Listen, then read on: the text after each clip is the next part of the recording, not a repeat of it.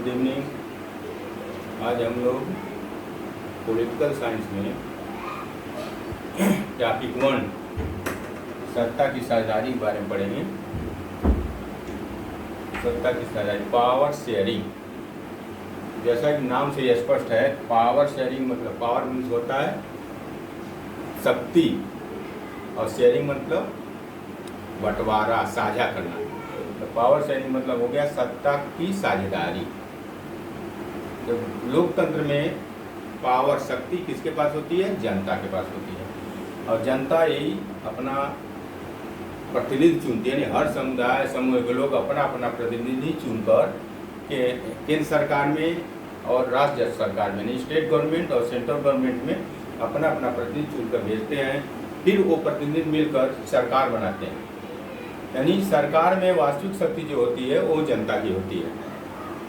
यानी तो जो केंद्र में या राज्य में जो सरकार बनती है उसमें सभी हर समुदाय और समूह के लोगों का प्रतिनिधित्व होता है, यानी सरकार में लोगों की साझेदारी दी जाती है। तो इसी परिभाषा हो जाएगी, जब किसी शासन व्यवस्था में हर सामाजिक समूह और समुदाय के लोगों की सरकार में भागीदारी होती है तो इसे सत्ता की साझेदारी कहते हैं। दूसरा हो जाएगा विधायिका, कार्यपालिका और न्यायपालिका के बीच सत्ता का विकेंद्रीकरण लोकतंत्र के लिए अच्छा होता है। यानी सत्ता के विकेंद्रीकरण से लोकतंत्र मजबूत होता है। तो सत्ता की साझेदारी को हम लोग दो उदाहरण से समझेंगे, दो देशों का उदाहरण लेंगे। एक पहला देश है बेल्जियम, जिसकी जनसंख्या 1 करोड़ से थोड़ा अधिक है। यानी हमारे देश का जो हरियाणा राज्य है उसके जनसंख्या की आधी जनसंख्या बेल्जियम की है। दूसरा देश है श्रीलंका। श्रीलंका एशिया का एक छोटा सा देश है जो हमारे राज्य, हमारे भारत के जो तमिलनाडु राज्य है उससे कुछ किलोमीटर की दूरी पर समुद्र के उस पार श्रीलंका है। श्रीलंका की जो जनसंख्या है वो 2 करोड़ के बराबर है, लगभग 2 करोड़ है। तो पहले हम लोग बेल्जियम के बारे में पढ़ेंगे। बेल्जियम यूरोप का एक छोटा सा देश है जिसका जनसंख्या 1 करोड़ से अधिक है। और बेल्जियम की सीमा फ्रांस, नीदरलैंड, जर्मनी और लक्समबर्ग से लगती है। तो जो बेल्जियम में जो उसकी कुल जनसंख्या है उसका 59% लोग फ्लेमिश में रहते हैं और ये डच भाषा बोलते हैं। और कुल जनसंख्या का 40% लोग बेलोनिया में रहते हैं और फ्रेंच बोलते हैं, और 1% लोग जो हैं वो जर्मन बोलते हैं। तो जो लोग फ्लेमिश में रहते हैं और डच बोलते हैं वो लोग जनसंख्या में ज़्यादा हैं लेकिन गरीब हैं और अशिक्षित हैं। लेकिन जो 40% लोग हैं जो फ्रेंच हैं वो जनसंख्या में तो कम हैं लेकिन वो लोग धनी हैं और शिक्षित हैं, समाज में आगे हैं। तो इसमें डच लोग हैं वो देखते हैं कि हम लोग जनसंख्या में सबसे ज़्यादा हैं और जो 40% लोग हैं वो जनसंख्या में कम हैं लेकिन हम लोगों से धनी हैं, शिक्षित हैं। तो इन लोगों की भाषा के आधार पर डच और फ्रेंच के बीच जो है वो तनाव बढ़ने लगा और इसका सबसे तीखा रूप जो मिला वो बेल्जियम की राजधानी है जो ब्रुसेल्स है उसमें देखने को मिला। तो ब्रुसेल्स जो उसकी राजधानी है उसमें इसका उल्टा है। यहाँ पर जो फ्रेंच हैं वो जनसंख्या में कम है लेकिन ब्रुसेल्स जो राजधानी है वहाँ जो फ्रेंच हैं वो 80% हैं, यानी फ्रेंच बोलने वाले लोग 80% हैं। और जो डच हैं जो यहाँ पर 59% हैं लेकिन वो ब्रुसेल्स में 20% हैं। तो यहाँ पर 80% फ्रेंच है और 20% डच है। तो जो तनाव सबसे ज़्यादा दिखने को मिला वो ब्रुसेल्स में मिला। तो फिर अब ये तनाव इतना बढ़ गया कि धीरे धीरे एक गृह युद्ध का रूप लेने लगा। तो बेल्जियम के नेताओं ने ये देखा कि तनाव बहुत ज़्यादा बढ़ रहा है, ऐसे समाज में टकराव की स्थिति पैदा हो रही है। तो 1950 और 60 के दशक में बेल्जियम के नेताओं ने क्षेत्रीय अंतरों और सांस्कृतिक विविधता को स्वीकार किया। उन्होंने देखा कि जो क्षेत्रीय अंतर है और जो हम लोग में भाषा के आधार पर या अन्य चीज़ों में सांस्कृतिक विविधता है, उसमें तालमेल बिठाकर चलना पड़ेगा। तो इन लोगों ने अपने संविधान में 4 संशोधन किया।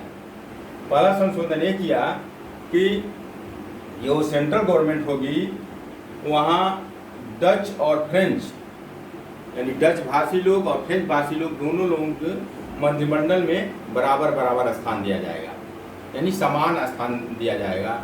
और जो भी निर्णय होगा वो आपसी सहमति के आधार पर होगा और बहुमत के आधार पर होगा। दूसरा, जो उसके नीचे सरकार होगी, सेंट्रल गवर्नमेंट के नीचे जो सरकार होगी, जो राज्य सरकार होगी, वो स्वतंत्र होगी, उस पर केंद्र सरकार का दखल ज़्यादा नहीं होगा और वो अपना निर्णय अपने अनुसार लेगी।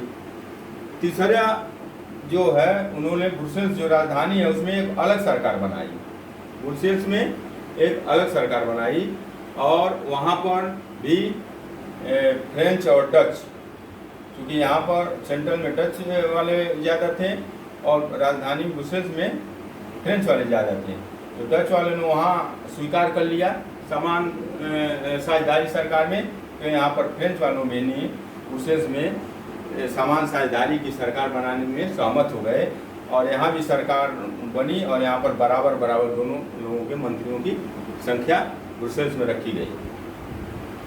फिर एक तीसरी सरकार बनी जो सामुदायिक सरकार।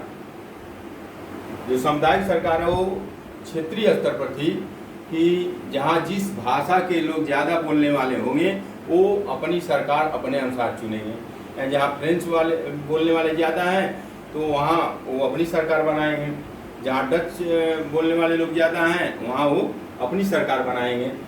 और ये जो सामुदायिक सरकार थी, इनको संस्कृति, शिक्षा और भाषा के आधार पर निर्णय लेने का अपना अधिकार था।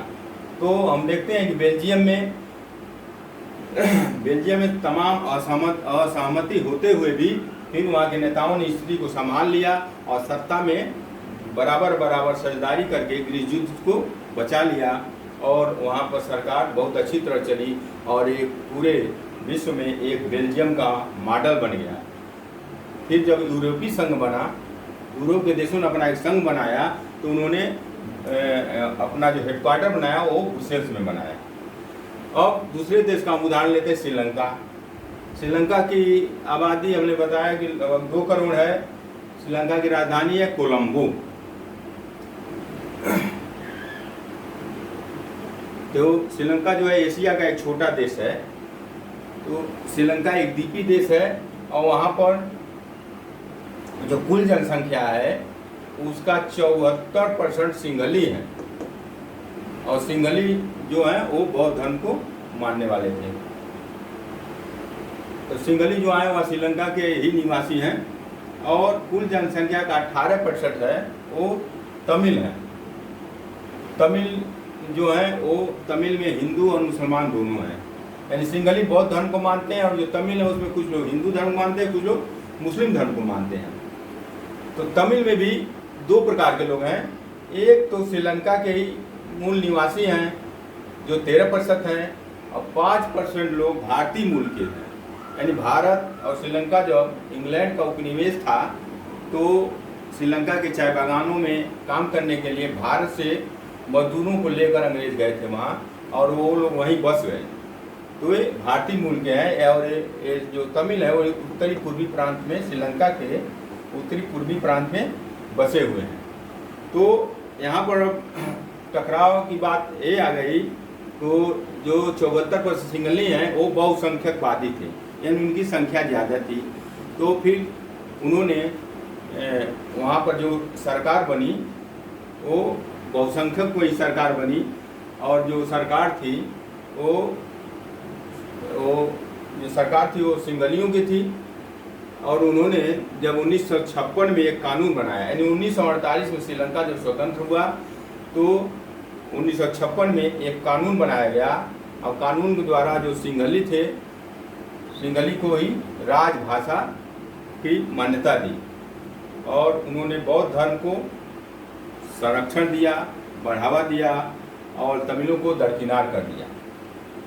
तो इस पर तमिल जो बाद में वो शिक्षा प्राप्त किए तो उनको ये लगने लगा कि जो सिंघली हैं वो हम लोगों के साथ अन्याय कर रहे हैं।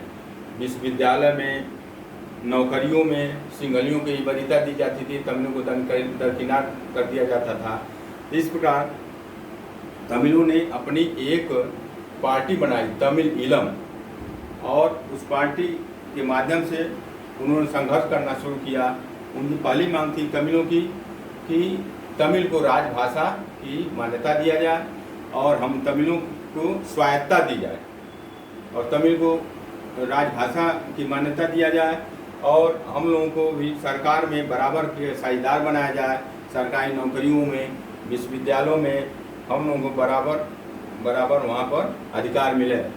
तो लेकिन जो सिंघली थे वो उनकी बातों को नहीं माने, तो इस प्रकार वहाँ पर टकराव बढ़ता गया और गृह युद्ध शुरू हो गया, जिसमें बहुत सारे सेना मारी गई, वहाँ की जनता मारी गई और युद्ध 1990 से 2009 तक चला और 2009 में जाकर गृह युद्ध समाप्त हुआ।